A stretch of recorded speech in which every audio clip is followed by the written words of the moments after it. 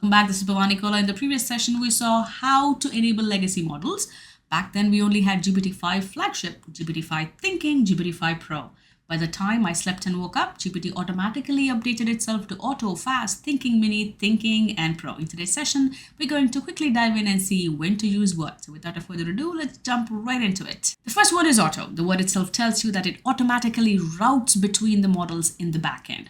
All it does, it analyzes your prompt and decides how much thinking is required, and then it chooses the model for you. When do you use it? When you want solid answers without micromanaging the models, this is the best bet. It adapts to your task, balances the speed and the depth. The only bad part is you don't have control over the models. Something very simple: draft a student email, summarize a policy, generate workshop ideas, something really quick, but you don't want to micromanage. This is your best bet. The next model is Fast. What it does, prioritizes speed with minimal extra reasoning. This is very good for straightforward tasks. When do you want to use it? When you need instant output, but you don't need a lot of thinking, this is the model to use. It's very responsive, great for short edits and quick lookups. The trade-offs are you might miss some nuances on complex problems, especially when you have multi-step logic. But some examples: rewrite a paragraph, extract the bullet points, fix a small code, or draft some basic idea. This is the best model.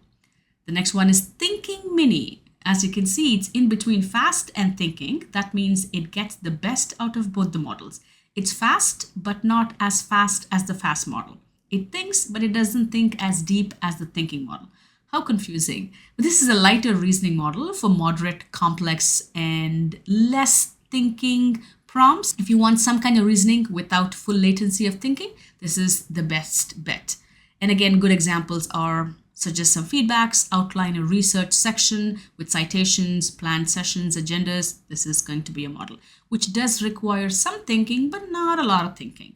The next model is the Thinking model. Well, it tells you that it thinks a lot, it takes a longer time to think, allocates more compute time for deeper reasoning, larger context, and multi-step planning. So if you have a prompt and if you have your output that has large context, then this is the best bet. Designed for complex tasks. You face tricky logic, multi-part instructions, need careful step-by-step working, then this is the model for you. This is good for math, for coding, long form of reasoning, and especially when you use higher context windows.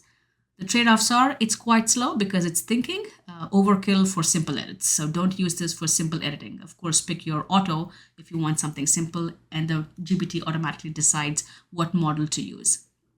The next one is Pro, which is research grade intelligence with higher or prioritized limits and advanced features available to Pro subscribers, such as deep research and agent. This is intended for heavy and professional use. But the trade-off is you have to be a paid user. So if you're not, then it's not a good model for you.